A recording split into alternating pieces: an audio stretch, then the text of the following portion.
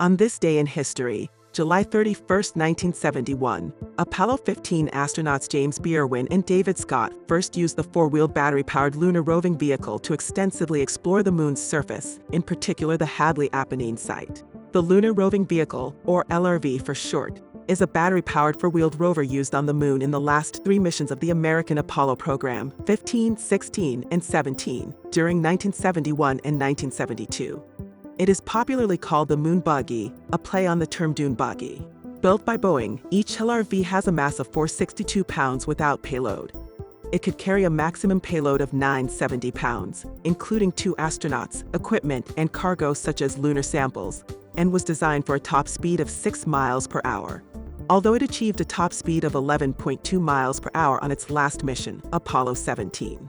An operational constraint on the use of the LRV was that the astronauts must be able to walk back to the lunar module if the LRV were to fail at any time during the extravehicular activity. This distance was called the walk-back limit. Therefore, they went to the farthest point away from the lunar module and worked their way back to it so that, as the life support consumables were depleted, their remaining walk-back distance was equally diminished.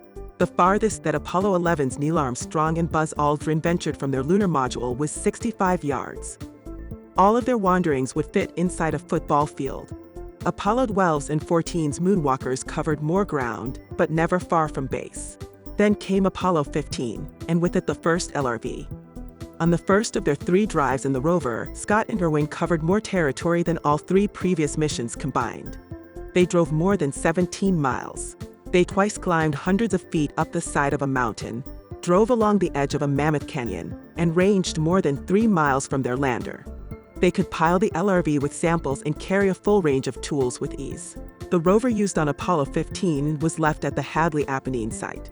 If you're interested in learning more about this day in history, check out these books that are linked in our bio.